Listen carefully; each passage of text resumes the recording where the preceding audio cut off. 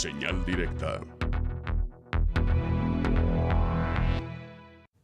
En la línea telefónica me da gusto saludar al doctor José Manuel Valenzuela, investigador del Colegio de la Frontera Norte. ¿Cómo está? Muy buenas tardes. Muy buenas tardes, José Ángel. ¿Cómo le va? Con el gusto de saludarle. Oiga, un diplomado sobre juvenicidio y vidas precarias en América Latina. Así es una propuesta de plataforma reflexiva que se ha instalado aquí en el Colegio de la Frontera Norte. Y la idea es un diplomado en línea, que la convocatoria ya está abierta y la pueden consultar en la página del propio Colegio de la Frontera Norte. Cierra el 9 de abril y dura 6 meses con algunos y algunas de los principales investigadores sobre el tema de juventud en América Latina y en España. Este diplomado surgió como una necesidad, que así lo pensamos, derivada de lo que era constatar un asunto sumamente grave en América Latina, y era el hecho de que la principal causa de muerte de personas jóvenes en esta región es la violencia. Una vez que constatamos eso, podemos revisar algunos indicadores, como el caso mexicano, donde por primera vez tenemos una disminución de la esperanza de vida al nacer, pequeña, pero es una disminución que no teníamos desde la revolución, y esto tiene que ver con el asesinato de jóvenes. Al mismo tiempo, podemos señalar que en América Latina y en varios de los países, incluido el nuestro, los niveles de violencia superan lo que se conoce como violencia epidémica, lo cual significa niveles muy altos de violencia y de muerte. Ante esto, propusimos el concepto de juvenicidio en asociación con el concepto de feminicidio, que, como gran parte del auditorio recordará, se hace visible después de 1993, cuando el tema de las llamadas muertas de Juárez sacude al país, pues con toda esa escalada dolorosa de muerte artera y muerte impune de mujeres, y que no había forma de nombrarles. Se llamaba las muertas de Juárez, y lo cual es un concepto que no implica un acto homicida, no hay responsable, no hay asesino, son personas que morían, y el concepto de feminicidio logró colocar una agenda para para evitar que se siga asesinando a las mujeres.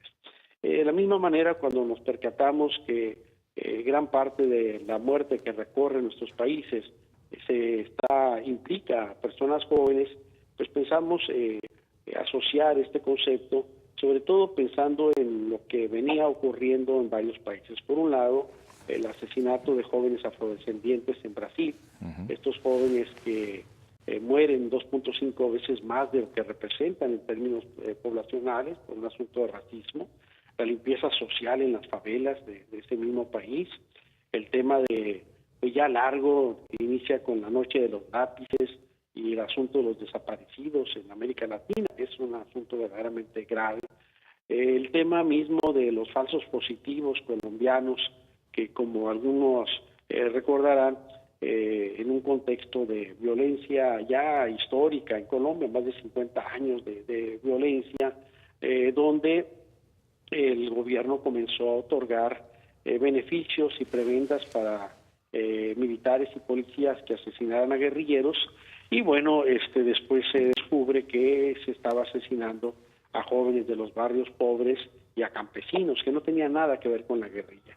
Este tema que se conoce como los falsos positivos, el tema mismo del Triángulo Norte Centroamericano y lo que ha sido esta visibilidad de las jóvenes organizados en barrios que reconocidos como la Mara Salvatrucha o el Barrio 18, un fenómeno que surge justamente acá en Estados Unidos, en Los Ángeles. Exacto. A partir de lo que fueron gran parte de estos desplazados por las guerras civiles en Centroamérica, y que llegaron aquí a Los Ángeles, y ahí pues estaban barrios chicanos, mexicanos de varias décadas que habían interiorizado en los años 30, 40, 50 el estilo del Pachuco, con códigos reconocibles vinculados al barrio, a la identidad, digamos, cercana, a esa identidad atrincherada, que pasaron la estafeta en los 60 al cholismo, y los cholos, con toda esta, digamos, actitud y expresión que a veces se volvía muy autodestructiva en confrontaciones entre los propios muchachos, fueron incorporando pues la vida loca, pero la vida loca, como yo insisto, no la de Ricky Martin, la de Francisco Céspedes, sino la vida loca entendida como cárcel, muerte, Exacto. drogas y violencia.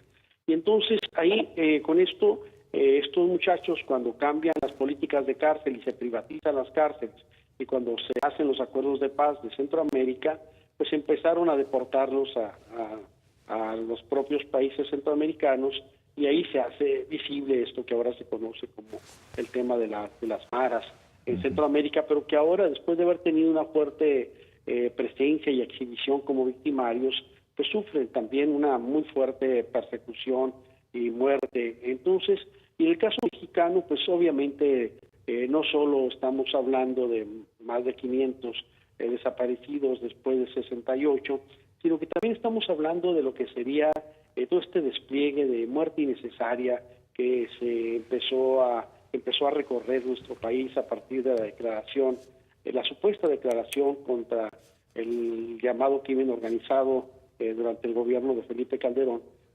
que ha dejado más de entre 140 a 200 mil personas asesinadas, se reconocen 33,000 desaparecidos, casos permanentes de violación y abuso de los derechos humanos, sobre todo de gente joven, como muestran casos como el de Marco Antonio Sánchez Flores recientemente.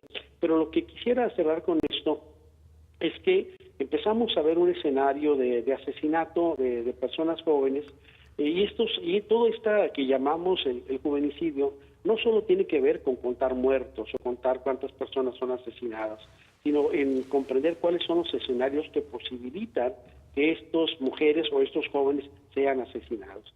Y son contextos básicamente de expropiación de la esperanza, son contextos de precarización social, de empobrecimiento de las mayorías, de crecimiento de la desigualdad social, de ausencia de oportunidades para la generación de proyectos viables de vida, por un lado. En segundo, el desdibujamiento de la educación como recurso de movilidad social.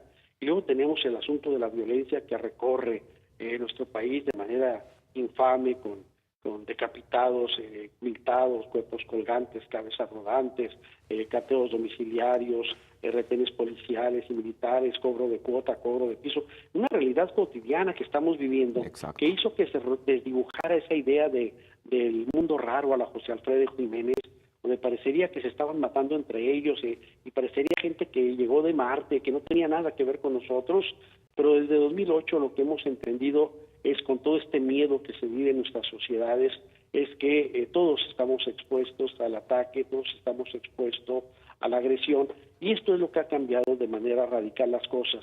Y finalmente tenemos que dentro de este escenario hay una precarización también de los marcos axiológicos.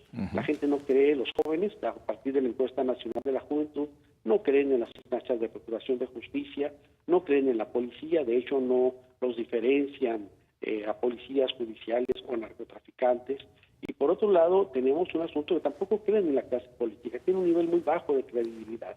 Entonces estamos frente a un escenario bastante complicado en un país que por muchos años estuvo expulsando 500,000 de personas cada año, que esto ha disminuido, pero que nos coloca en otra gran trampa, que es la trampa de muerte en torno al proceso migratorio que hemos observado en los últimos años. Entonces todo esto de conjunto nos lleva a la necesidad de pensar de manera compleja las razones, las causas que hacen que cierto tipo de mujeres y cierto tipo de jóvenes sean asesinados.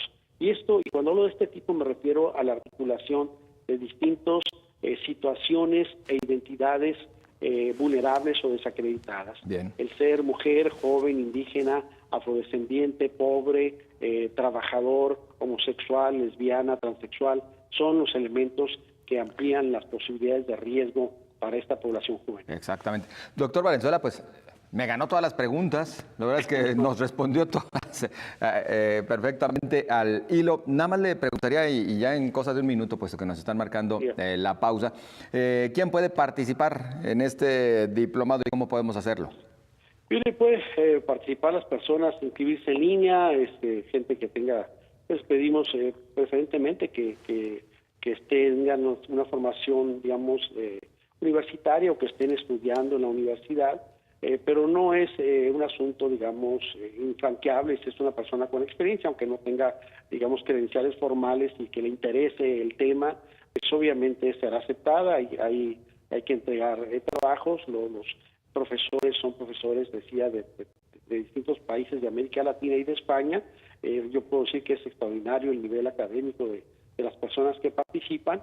Entonces, pues yo diría que las personas que estén interesadas en tratar de entender este gran asunto y plantear, y lo digo como una suerte de corolario, algo en lo que yo insisto mucho, que entendamos que los grandes problemas de las y los jóvenes de nuestros países no se resuelven desde lo juvenil, sino que son los grandes problemas de nuestras sociedades, los grandes problemas del proyecto civilizatorio y que tiene que ver con las grandes deficiencias de nuestra apuesta y proyecto nacional. Perfecto, pues doctor José Manuel Valenzuela, nosotros agradecidos por esta charla y esta invitación para ser parte de este diplomado Juvenicidio y Vidas Precarias en América Latina. José Ángel Gutiérrez, un gusto saludarlo. Tiene usted homónimo de uno de los principales dirigentes del movimiento chicano, fundador del Partido de la Raza Unida. Me da mucho gusto saludarlo y conocerlo. Muchas gracias, igualmente, es muy amable. Hasta luego. Es el doctor José Manuel Valenzuela. Vamos a la pausa. Continuamos.